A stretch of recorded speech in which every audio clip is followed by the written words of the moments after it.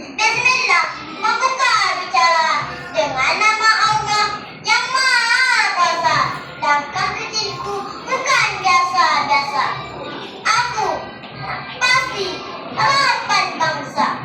Terima kasih buat pengurusi majlis yang dihormati, para juri serta penjaga masa yang setia, guru-guru yang kasih, para bapak yang dihormati, serta kawan seperjuangan yang dikasih sekalian.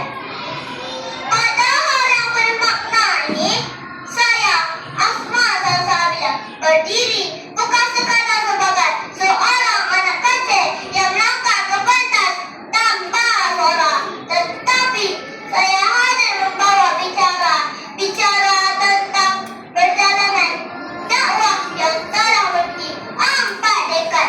Tajuk yang saya bawakan hari ini bukan sekadar kata, tetapi nadi perjuangan 4 dekad pasti dari tinta dakwah ke jiwa anak bangsa. Inilah saja pidato saya pada hari ini. Tidak lengkap rasanya jika saya tidak memulakan bicara dengan memperkenalkan apa itu pasti.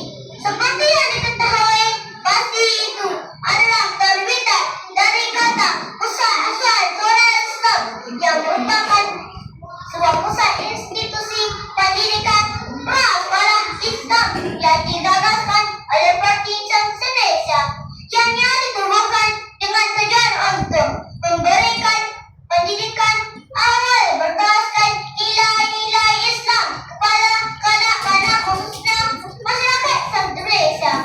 Saya buka sebentar lembaran kamus Dewan Bahasa dan Pustaka Hadisi keempat. Usaha itu tempat berlakunya aktiviti atau kegiatan. Asuhan pula termasuk proses mendidik atau membimbing kanak-kanak dan berbagai aspek. Manakala tunarisme dalam konteks ini merujuk kepada permulaan atau generasi awal yang bertunjang kepada agama Islam. Nah, mengikut rekod finalnya, pasti ini adalah dari tahun 1985 hingga kini umurnya mencapai 40 tahun. 40 tahun hadirin sekalian, 4 dekad lamanya. Bukan sekadar, bukan sehari dua, tetapi 40 tahun. Pasti ini berdiri teguh, gagah dan istiqamah menjalankan ilmu, taman tarbiyah dan benteng akidah untuk generasi umat. 4 dekad pasti dari cinta dakwah ke jiwa bangsa, dari papan putih dan pena kepada adik-adik yang mencintai agama, hari yang dihormati saudara dan saudari. Disinilah kami belajar menyambut nama Allah dengan penuh cinta. Disinilah kami kenal Rasulullah dengan iman dan rindu.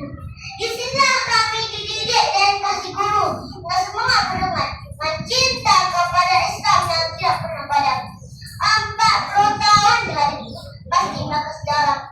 Bukan hanya mencetak bijak pandai, tetapi melahirkan generasi Rabbani.